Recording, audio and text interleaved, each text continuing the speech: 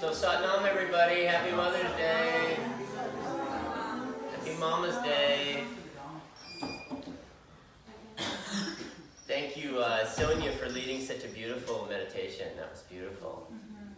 And so interesting because I always, whenever I look at you, and I'm not trying to stir anything up because I know your husband's sitting there, but I always have seen you as this mother, like, I don't know if it's your lineage or what, but I see you as this, there's this quality about you that's like the mother.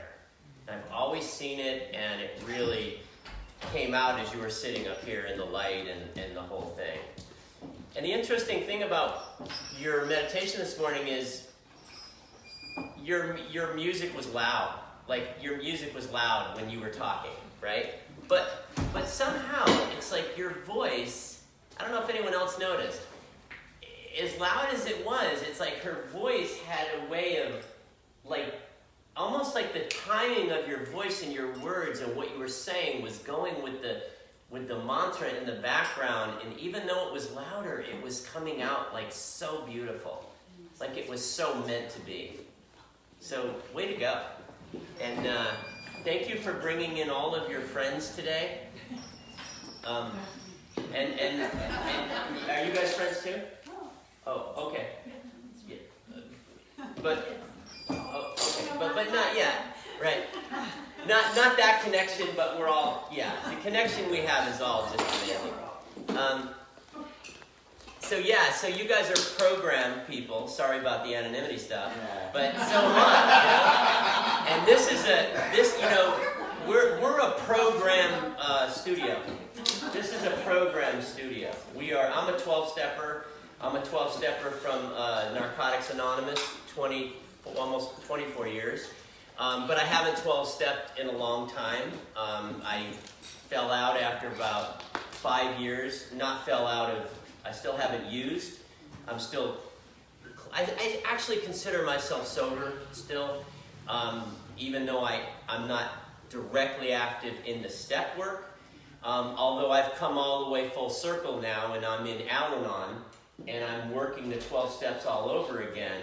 So it's like this beam of light just like opening back up, because this 12 steps are very powerful. So our studio, my wife's an alcoholic, and so this is very, very, very important aspect of this studio is the 12 steps. Yeah. And they're very, very powerful.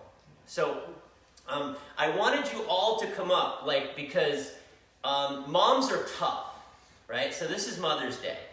Moms are tough. Whenever I think of mothers, and whether you're a mom that has and have bared a child or not, moms are tough.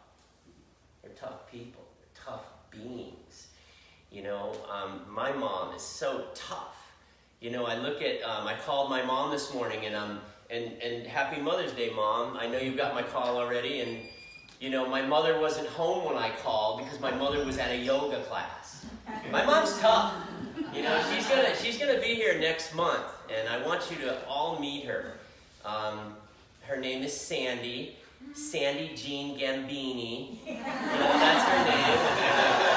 You were asking me about, where I was from, and I consider myself Sicilian because my father and my grandmother came on my grandmother came on the boat, and I always consider my personality part of me is Sicilian more than Italian. My mom is a Gambini, and they're from Italy. But the differences between Italy and Sicily are like night and day. And if you ever wonder about that, just watch The Godfather, right?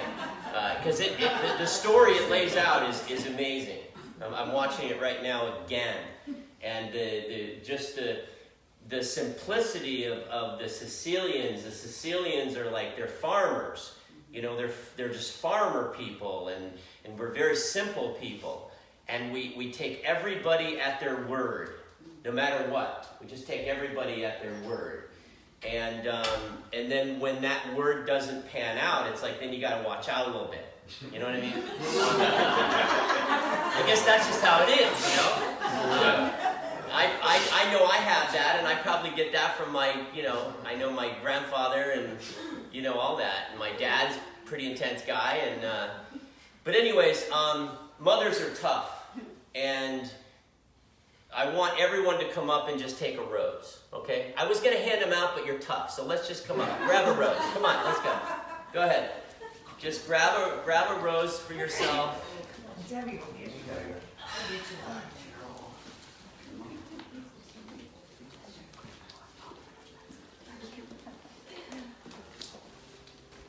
And I don't just mean moms, I mean everybody. Everybody gets one. All right, get a rose. You're so welcome. Thank you for being here. May I present this rose to you? Oh, thank you, sir. It's so... Oh my God. It smells so much better if it came from you. What's up? Romance in the house. You got the romance. Okay, so everybody gets a rose. Does everybody have one? Okay. So everybody gets a rose because you have one? Okay. Because we're all mothers. Whether I've never bared a child, but I carry within me the power of a mother, because the mother is that part of me that the only other word besides mother that goes with mother to me is love. The only word I could replace with mother would be love, would be compassion, would be patience, can also be like, that tough love part, So we're all mothers. We all have this going on. And it's such a powerful aspect. And the beautiful thing is, like, if you're a guy and you have a wife and you're in that kind of a situation, you know how powerful the woman is, the mother is, because when the shit hits the fan, we just kind of like scoot out of the way, and the mother or the wife or that, the woman takes over. Because we don't know what the fuck we're doing, right? Seriously, when the shit hits the fan, we kind of move aside a little bit, because that power just takes over, and we know it's all going to be okay because of that, because of who they are, because of the mother, because at the end of the day, they're going to take care of it, whether it's your child or your puppy or your best friend or yourself, it's going to be taken care of. And so, I'm really, really just grateful that you're here today on this Mother's Day. Mother's Day is also a lot like Kundalini Yoga. There's a lot of you that are in here today that have never done Kundalini Yoga. Can I see a show of hands? Okay. Had a feeling about you. And welcome to that, because today's going to be your first experience in something that is going to be really different for you. And there's going to be part of you that's going to be like, why did I come? Or I had a window to leave after Sonia's meditation. Why didn't I take it? As I'm sitting here and I'm like, I'm doing these things that I've never done. But it's kind of like what Lupe said to me this morning. It's just, she just looked at me and she said, I looked at her because I know, I can see who comes to classes and I recognize all that stuff. And I know that she's been doing Kundalini Yoga. And so I just said, you've been doing a lot of Kundalini Yoga. And she just said, yeah, I really feel good. And there's something about that goes hand in hand. And when she's talking about I'm feeling good, it's not necessarily because, all the kriyas and the meditations she's doing are making her comfortable as she's doing them. a lot of times she's probably feeling uncomfortable because there's a lot of things she's doing that maybe she wonders why she's doing them and doesn't understand, but doesn't matter, because this is a different kind of yoga. This isn't your typical, let's get in a warrior two now, and let's focus on love, and this isn't necessarily like that. We have some of that in this, but we have a much more broader balance that's going to come into play what life does out there in your life versus while you're in here doing a Kundalini yoga practice. So Kundalini yoga is really, really aligned with what life is doing with you and your relationship with life.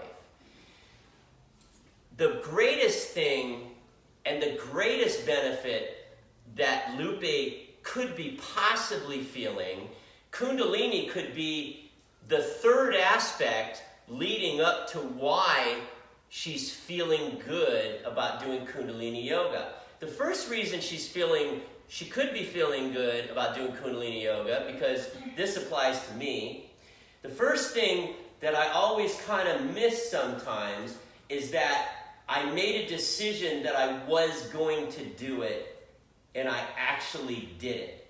So the first thing that happens in Kundalini yoga is you make a decision, you make a commitment to yourself. Hey, I'm going to do this. Like you guys have never done Kundalini. Maybe you found out I'm going to come in and try this out. First thing that happens that makes you feel good, the most powerful aspect is that you made a decision to yourself. You told yourself you were going to do something, and now you're doing it. That in itself feels really cool, really good. Even if you've never done it before, you don't really know what's coming, no big deal. That really feels good. And that goes back to being mom. The moms, and it's Mother's Day. It's like the mom, she just kind of knows what to do. It's like, as I get older in life and I go back through the relationship that I had with my mom,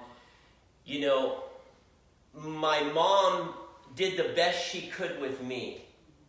And my mom was in a lot of situations, just like I'm in situations now, because I'm a father, I'm a grandfather, and I'm in a lot of situations now where I can look and see that I put my daughter in when she was coming of age.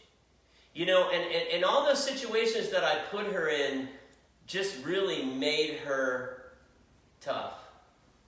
My daughter's a tough girl. I'm a tough guy. My mom's a tough woman.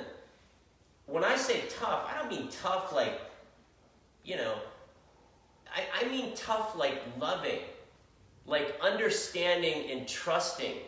Like there's things that go on in life, and there's decisions that have to be made in the moment, and there's consequences that are going to happen from those decisions.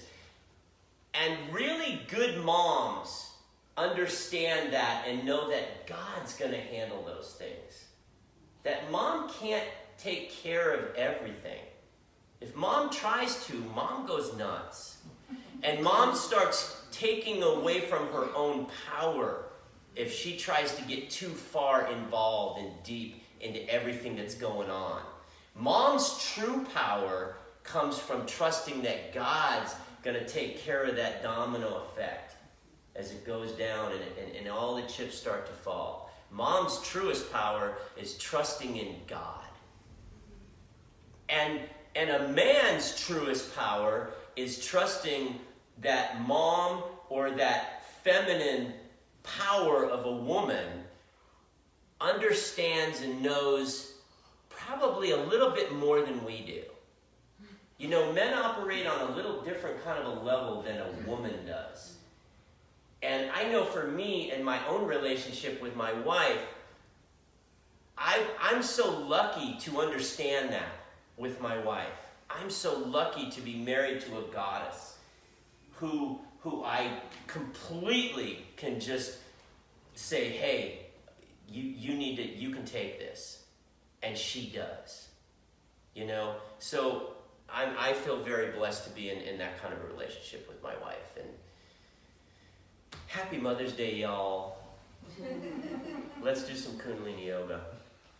So, Veron, can we say exit stage right? Like, what's that cartoon?